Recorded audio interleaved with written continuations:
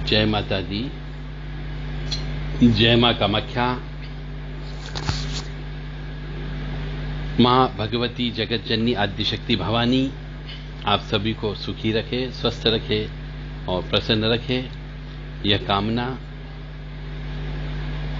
हम मां भगवती के चरणों में प्रार्थना आप लोगों के लिए और मैं अपने लिए भी लगाता हूं। कामाख्ये वरदे देवी नीलपर्तवासिनी तम देवी जगत माता योनि मुद्रे नमस्तुते। कामाख्ये काम संपन्ने कामेश्वरी हर प्रिये काम नाम देहि में नित्यम कामेश्वरी नमस्तुते। कामदे काम रूपस्ते सुभगे सुर सेविते करोमि दर्शन देव्यम सर कामार सिद्धये। ओम महेशानी महामाये चामुंडे मुंडमालिनी आयु आरोग्य ऐश्वर्य देहि में देवी परमेश्वरी। ओम जयंती मंगला काली भद्रकाली कपालिनी दुर्गा क्षमा शिवा धात्री स्वाहा सदा नमस्तुते। ओम सर्वमंगल मांगल्ये शिवे सर्वासादिके शरण्ये त्र्यंबके गौरी नारायणी नमस्तुते। दुर्गति नाशिनी दुर्गा जय जय, काल विनाशिनी काली जय जय, उमा रमा ब्रह्माणी जय जय, सीता राधा रुक्मणी जय जय। महालक्ष्मी नमस्तुभ्यम सुरेश्वरी हरिप्रिये नमस्तुभ्यम दयानिधि। काली काली महाकाली काली के पापनाशिनी खड़ग हस्ते मुंड हस्ते काली काली नमस्तुते। काली काली महाकाली काली के परमेश्वरी सर्वानंद करी देवी नारायणी नमस्तुते। नीरहार हार धनसार सुधाकरम भा कल्याणम दाकनक चंपक दाम्भूषाम कुतुंग बेनिको जुगुम्ब मनोहरांगी वाणी नमामि मनसा वत्सा विभूत्ये। ओम ऐं सरस्वत्ये नमः। ओम ह्रीं दुम दुर्गाय नमः। या ज्वल जल प्रज्वल अग्नि रूपाय ओम हौं ह्रीं श्रीं ज्वाला देवी नमो नमः। देवी प्रपन्नताति हरे प्रसीद प्रसीद मातर्ग जोखिलस्य प्रसीद विश्वेश्वरी पाहि विश्वन्तमीश्वरी देवी चराचरस्य। शुभम करोति कल्याणम आरोग्यम धन संपदा शत्रु बुद्धि विनाशाय दीप ज्योति नमस्तुते। ओम बम भैरवाय नमः। ओम चम चित्रपालाय नमः। क्रीम कालिकाय नमः। ओम क्लीम कृष्णाय नमः।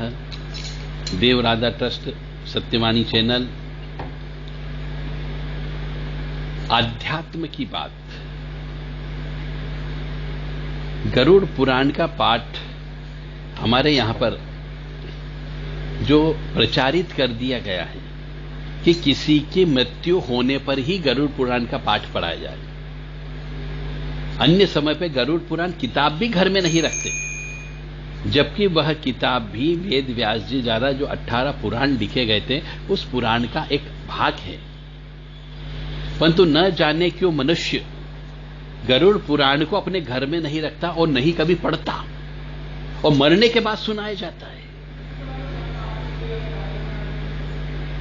जबकि गरुड़ पुराण को मनुष्य को जीते जी पढ़ना चाहिए ताकि उसको एक ज्ञान मिल जाए कि वास्तव में हम अपनी जिंदगी में कितना पाप कर्म करते हैं और ऐसे कौन से हमारे परंपरागत नियम है, संस्कार है, संस्कृति है, परंपरा है, परिपाटियां हैं, प्रथाएं हैं, हम उन सबको भूल गए क्योंकि यह गरुड़ पुराण का पाठ घर में नहीं पढ़ा जाता है।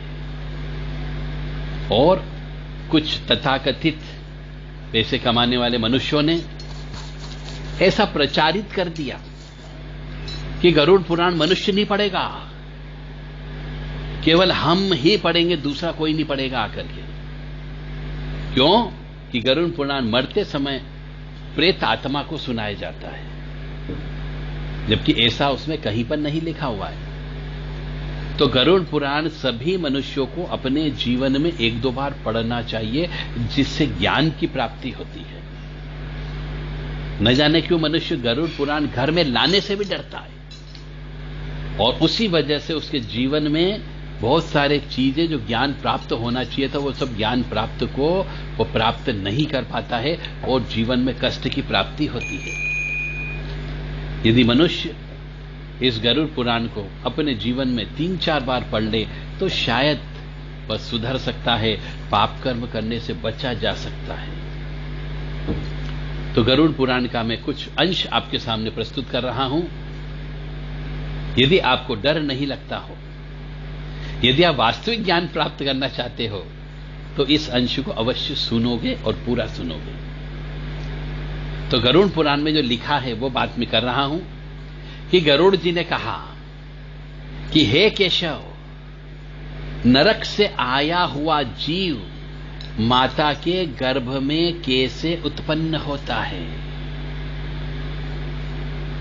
वह गर्भावास, यानी 9 महीने जो गर्भ में रहता है उसे गर्भावास कहते हैं। तो वह गर्भावास आदि के दुखों को किस प्रकार से भोगता है, वह सब मुझे बताने की कृपा करें। तो विष्णु जी कहते हैं, यानी भगवान विष्णु ने कहा कि स्त्री और पुरुष के संयोग से जैसे मनुष्य की उत्पत्ति होती है, उसे मैं तुम्हें कहता हूं, सुनो ध्यान से। तो ऋतु काल के आरंभ के 3 दिनों तक, अब ऋतु काल का मतलब होता है एक स्त्री का मासिक धर्म। तो ऋतु काल के आरंभ के 3 दिनों तक इंद्र को लगी ब्रह्म हत्या का 1/4 हिस्सा, चतुर्थ अंश जो है रजस्वला स्त्रियों में रहता है। उस ऋतु काल के मध्य में यदि कोई मनुष्य गर्भधान करता है, यानी बच्चा पैदा करता है, स्त्री के संग संसर्ग करता है, तो उस घर के अंदर पापी आत्मा शरीर की उत्पत्ति होती है। इसलिए हमारे यहां पर नियम बनाया गया कि रजस्वला अवस्था में, मासिक धर्म की अवस्था में, स्त्री की अशुद्ध अवस्था में स्त्री के साथ सोया उठा बैठा भी नहीं जाता है और न ही स्त्री को छुआ जाता है। क्योंकि स्त्री यदि पुरुष के साथ में सोएगी, उठेगी, बैठेगी तो पुरुष के मन में काम उत्तेजना उत्पन्न हो सकती है और उसकी वजह से यदि गर्भ ठहर गया तो उस परिवार के अंदर जो उस समय आत्मा गर्भ में आएगी वो महान पापी आत्मा आती है, राक्षसी प्रवृत्ति वाली आत्मा आती है। इसीलिए उसके अंदर 3 दिन स्त्री से दूर रहा जाता है। रजस्वला स्त्री प्रथम दिन की जो है चांडालिनी स्त्री कहलाती है, दूसरे दिन की ब्रह्मघातिनी स्त्री और तीसरे दिन की रजकी स्त्री कहलाती है, यानी धोबिन कहलाती है। ये मैं नहीं कह रहा हूं, यह गरुड़ पुराण कहता है और यह श्री हरि विष्णु ने गरुड़ जी को बता रहे हैं। तो 3 दिन की ऐसे स्त्री, उससे दूर रहना चाहिए, उसके हाथ का बना हुआ खाना नहीं खाना चाहिए, उसके हाथ से पानी भी नहीं पीना चाहिए, उस स्त्री को घर के अंदर साफ सफाई भी नहीं करना चाहिए। इन 3 दिन के अंदर वह स्त्री भयंकर अशुद्ध मानी गई है। नरक से आए हुए प्राणियों की ये 3 माताएं होती है। जो व्यक्ति नरक से आता है तो वो महान पापी आत्मा होता है और देव प्रेरणा से कर्मानुरोधी शरीर प्राप्त करने के लिए प्राणी पुरुष के वीर्य का आश्रय लेकर स्त्री के गर्भ में प्रविष्ट होता है। एक रात में वह शुक्राणु कलल के रूप में, 5वीं रात्रि में बूंद बूंद के रूप में और 10 दिन में बेर के समान हो जाता है तथा उसके पश्चात मांसपेशियों से युक्त अंडाकार हो जाता है और 1 महीने में सिर, 2 माह में बाहु बन जाती है और शरीर के सभी अंग 3रे मास में नख बनने लगते हैं। लोम, अस्थि, चर्म तथा लिंग बोधक छिद्र उत्पन्न हो जाता है। ये 3रे माह तक होता है और 4थे माह में रस, रक्त, मांस, मेद, अस्थि, मज्जा और शुक्र, ये 7 धातु तथा 5वें महीने में भूख प्यास पैदा हो जाती है उसको और 6वें महीने में जरायु में लिपटा हुआ वह जीव माता की दाहिनी कोख में घूमने लगता है। यानी 6ठे माह में बच्चा घूमता है और माता के द्वारा खाए पिए गए अन्न से बने हुए धातु वाला वह जंतु विष्ठा मूत्र के दुर्गंध युक्त गड्ढे के रूप में गर्भाशय में सोता रहता है। वह गर्भस्थ शिशु क्षुधित कृमियों के द्वारा उसके सुकुमार अंग प्रतिक्षण बार बार काटे भी जाते हैं क्योंकि अंदर पेट में बहुत से कीड़े भी होते हैं, वह भी उसको काटने का प्रयास करते हैं, जिससे अत्यधिक क्लेश होने के कारण वह जीव मूर्छित हो जाता है। तो माता के द्वारा खाए हुए कड़वे, तीखे, गरम, नमकीन, रूखे तथा खट्टे पदार्थों के अति उत्तेजक संस्पर्श से उसे समुच अंग में वेदना भी होती है। इसलिए कहा जाता है कि गर्भवती स्त्री को शुद्ध, स्वच्छ, पवित्र, ज्यादा गर्मी वाले, ज्यादा खट्टे पदार्थ नहीं खाना चाहिए। जरायु अर्थात झिल्ली के में लिपटा हुआ जीव हाथों के द्वारा बाहर से ढका रहता है। उसकी पीठ और गर्दन कुंडल के आकार की होती है। इस प्रकार अपने अंगों से चेष्टा करने में वह असमर्थ होकर भी वह जीव पिंजरे में स्थित पक्षी की भांति माता की कुक्षी में अपने सिर को दबाए हुए पड़ा रहता है। भगवान की कृपा से अपने सैकड़ों जन्मों के कर्मों का वह स्मरण करता है और वह गर्भस्थ जीव लंबी सांस लेता है। ऐसी स्थिति में भला उसे कौन सा सुख प्राप्त हो सकता है? तो जो बच्चा गर्भ के अंदर आता है उसे सुख तो हो ही नहीं सकता। मांस, मज्जा आदि 7 धातु के आवरण में वह बंधा हुआ वह ऋषि कल्प जीव भयभीत होकर हाथ जोड़कर विकल वाणी से, मतलब अपनी प्रार्थना भरी वाणी से उन भगवान की स्तुति करता है जिन्होंने उसको माता के उदर में डाला है। 7वें महीने के आरंभ से ही वह सभी जन्मों के कर्मों का ज्ञान हो जाने पर भी गर्भस्थ प्रसूति वायु के द्वारा चलित होकर वह विष्ठा में उत्पन्न सहोदर उसी पेट में उत्पन्न अन्य कीड़ों की भांति एक स्थान पर ठहर नहीं पाता है। जीव उवाच, जीव कहता है, मैं लक्ष्मी के पति, जगत के आधार, अशुभ का नाश करने वाले तथा शरण में आए हुए जीवों के प्रति वात्सल्य रखने वाले भगवान विष्णु की शरण में जाता हूं। हे नाथ, आपकी माया से मोहित होकर मैं देह में अहम भाव तथा पुत्र और पत्नी आदि में ममत्व भाव के अभिमान से जन्म मरण के चक्कर में फंसा हूं। मैंने अपने परिजनों के उद्देश्य से शुभ और अशुभ कर्म किए हैं, किंतु अब मैं उन कर्मों के कारण अकेला जल रहा हूं।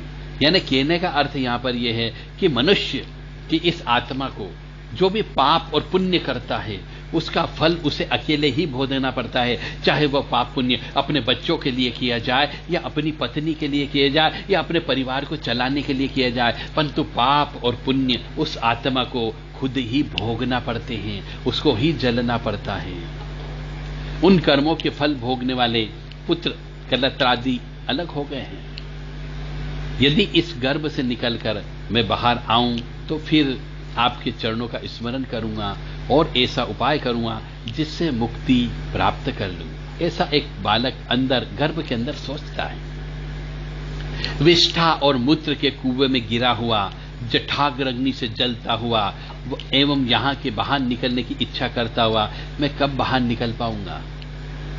जिस दीनदयाल परमात्मा ने मुझे इस प्रकार का विशेष ज्ञान दिया है, मैं उन्हीं की शरण ग्रहण करता हूं जिससे मुझे पुनः संसार के चक्कर में न आना पड़े, यानी आवागमन के चक्कर से मुझे मुक्त करना है। अथवा मैं माता के गर्भगृह से कभी भी बाहर जाने की इच्छा नहीं करता, क्योंकि बाहर जाने पर पाप कर्मों से पुनः मेरी दुर्गति हो जाएगी। इसलिए यहां बहुत दुख की स्थिति में रहकर भी मैं खेद रहित होकर आपके चरणों का आश्रय लेकर संसार से अपना उद्धार कर लूंगा। तो भगवान बोलते हैं इस प्रकार कि बुद्धि वाले हम स्तुति करते हुए 10 मास के ऋषि कल्प उस जीव को प्रसूति वायु प्रसव के लिए तुरंत नीचे की ओर ढकेलता है। तो प्रसूति मार्ग के द्वारा नीचे सिर करके सहसा गिराया जाता है उसे। वह आतुर जीव अत्यंत कठिनाई से बाहर निकलता है और उस समय वह श्वास नहीं ले पाता है तथा उसकी स्मृति भी सभी नष्ट हो जाती है। पृथ्वी पर विष्ठा और मूत्र के बीच गिरा हुआ वह जीव मल में उत्पन्न कीड़े की भांति चेष्टा करता है।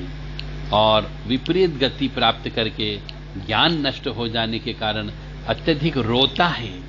इसलिए बच्चा जब पैदा होता है तो वह रोता है। वह इसीलिए रोता है, क्यों रोता है कि उसका जो पिछले जन्म का पूरा ज्ञान जो उसके पास था वह ज्ञान पूरा भूल चुका होता है, वह अज्ञानी हो जाता है और वह फिर बच्चे के रूप में जन्म लेता है, इसलिए वह रोता है।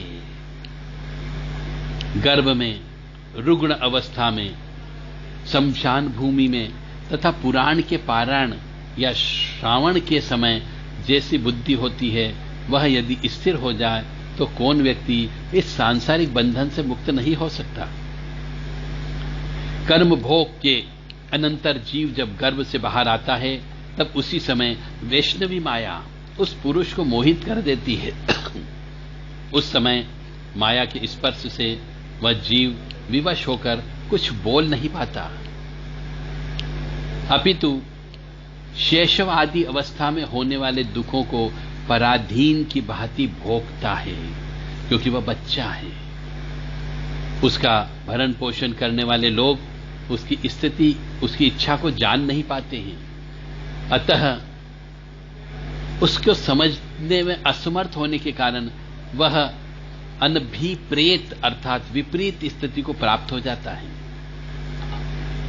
स्वदज जीवों से दूषित तथा विष्ठा मूत्र से अपवित्र शैया पर सुलाए जाने के कारण अपने अंगों को खुजलाने में, आसन से उठने में तथा अन्य कार्य करने में वह असमर्थ रहता है। जैसे एक कीड़ा दूसरे कीड़े को काटता है, उसी प्रकार ज्ञान शून्य और रोते हुए शिशु की कोमल त्वचा को डांस, मच्छर और खटमल आदि जंतु व्यथित करते हैं। इस प्रकार इस बाल्य अवस्था का दुख भोगकर वह प्रौढ़ अवस्था में भी दुख ही भोगता है।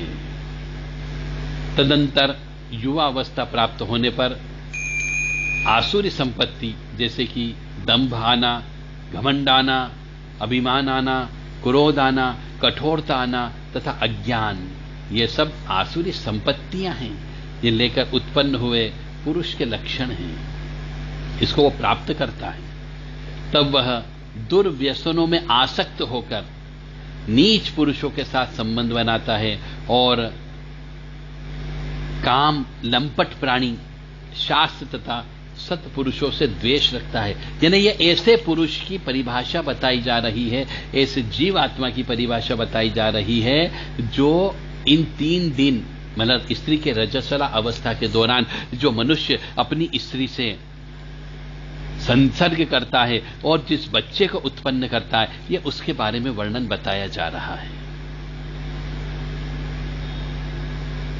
भगवान की माया रूपी स्त्री को देखकर वह अति जितेंद्रीय पुरुष उसकी भाव भंगिमा से प्रलोभित होकर महामोह रूप अंधतम में उसी प्रकार गिर पड़ता है जिस प्रकार अग्नि में पतंगा गिर पड़ता है।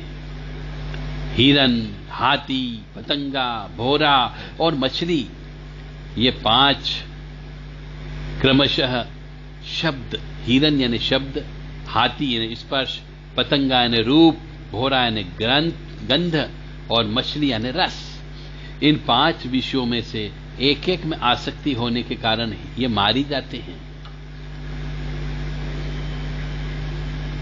हिरन क्यों मारा जाता है? उसके शब्द की तरफ से। फिर एक प्रमादी व्यक्ति जो 5 इंद्रियों से 5 विषयों का भोग करता है, वह क्यों नहीं मारा जाएगा? तो वास्तविक स्थिति की अप्राप्ति की स्थिति में अज्ञान के कारण ही क्रोध हो जाता है और शोक को प्राप्त व्यक्ति देह के साथ ही बढ़ने लगता है, उसमें अभिमान आने लगता है। क्रोध के कारण वह कामुक व्यक्ति स्वयं अपने नाश हेतु तो दूसरे कामी व्यक्ति से शत्रुता करता है। इस प्रकार अधिक बलशाली एवं अन्य कामी जनों के द्वारा वह वैसे ही मारा जाता है जैसे किसी बलवान हाथी से दूसरा हाथी मारा जाता है। इस प्रकार जो मूर्ख अत्यंत दुर्लभ मानव जीवन को विषय आसक्ति के कारण व्यर्थ में नष्ट कर देते हैं, उससे बढ़कर पापी और कौन हो सकता है। सैकड़ों योनियों को पार करके पृथ्वी पर दुर्लभ मानव योनि प्राप्त होती है। मानव शरीर प्राप्त होने पर भी द्विजत्व की प्राप्ति उससे भी अधिक दुर्लभ है। अति दुर्लभ द्विजत्व को प्राप्त कर जो व्यक्ति द्विजत्व की रक्षा के लिए अपेक्षित धर्म कर्मानुष्ठान नहीं करता, केवल इंद्रियों की तृप्ति में ही प्रयत्नशील रहता है, उसके हाथ में आया हुआ अमृत स्वरूप यह अवसर उसके प्रमाद से नष्ट हो जाता है। इसके बाद वृद्धावस्था को प्राप्त करके बड़ी बड़ी बीमारियों से व्याकुल होकर मृत्यु को प्राप्त करता है और वह फिर से महान दुखपूर्वक नरक में चला जाता है। इस प्रकार जन्म मरण के लिए कर्म पाशों से बंधे हुए वे पापी मेरी माया से विमोहित होकर कभी भी वैराग्य को प्राप्त नहीं करते हैं। यानी कि जो वैराग्य धारण कर लेता है वह ऑटोमेटिकली श्री विष्णु की कृपा प्राप्त कर लेता है। हे ताक्ष, इस प्रकार मैंने तुम्हें अंत्येष्टि कर्म से हीन पापियों की नरक गति बताई। यानी ऐसे व्यक्ति जिनकी अंत्येष्टि कर्म नहीं होता है, जो भटकते रहते हैं, वो पापी आत्मा बन जाते हैं। और वही पापी आत्मा यदि पीरियड अवस्था में, मासिक धर्म की अवस्था में, रजस्वला अवस्था में यदि कोई पुरुष किसी स्त्री के साथ संसर्ग करता है तो ऐसी अतृप्त आत्माएं, दुर्घटना में मरी हुई आत्माएं, जिनकी अंत्येष्टि नहीं हुई है, वह आत्माएं अपने पापियों की, अपने पापी आत्माओं को गर्भ में बुलाती है और ऐसे पापियों की नरक गति बताई गई है। अब आगे बहुत सारी चीज है, पर आज का ज्ञान यहीं तक ही है। इस ज्ञान से पता लगता है कि मनुष्य को रजस्वला अवस्था में स्त्री के साथ संसर्ग नहीं करना चाहिए, अन्यथा राक्षस ही गर्भ के अंदर उत्पन्न होते हैं। और सूर्यास्त के समय पे भी संसर्ग नहीं करना चाहिए। उस समय भी गर्भ में जो बच्चा आता है वह निश्चित तौर से राक्षसी प्रवृत्ति वाला ही बच्चा आएगा। हिरण्यकश्यप और हिरण्यकश्यपु ये दो बालक जो उत्पन्न हुए थे, जो महान बलशाली राक्षस थे, ये भी सूर्यास्त के समय पे ऋषि मुनि द्वारा अपनी पत्नी के साथ संसर्ग करने की वजह से ही आए थे। इसका उदाहरण ये है। और आज भी हम कलयुग में देख रहे हैं, बहुत से बच्चे बिल्कुल माता पिता से जस्ट विपरीत होते हैं, कुल के विपरीत होते हैं, कुल की इज्जत को तार तार कर देते हैं। उनके पीछे का कारण यही होता है। इसलिए मेरा सभी जवान नवयुवक युवतियों से विनम्र निवेदन है, और जिनके यहाँ भी बच्चे पैदा होना है उनसे भी मेरा निवेदन है कि सूर्यास्त के समय पे कभी भी सहवास संभोग मत करना। रजस्वला काल में, यानी कि स्त्री के मासिक धर्म रहते हुए स्त्री के साथ सहवास मत करना, किसी भी अमावस्या के दिन सहवास मत करना, किसी भी नवरात्रि में सहवास मत करना, और श्राद्ध पक्ष में सहवास मत करना। अन्यथा अधोगति वाली आत्माएं गर्भ में आकर के आपके जीवन को नरक बना देगी। वो तो स्वयं नरक में रहेगा ही रहेगा, परंतु आपका और आपके कुल का भयंकर नुकसान कर देगा। आपको न जाने कितने हजारों साल पीछे कर देगा और आपकी इज्जत तार तार हो जाएगी। इसलिए आपसे विनम्र निवेदन है कि ऐसा कोई भी कार्य न करें जो मैं कह रहा हूं, जिससे आपके परिवार को, आपके कुल को, आपके पितृ देवता को अपने ईश्वर के सामने खड़े होकर के सिर झुकाना पड़े।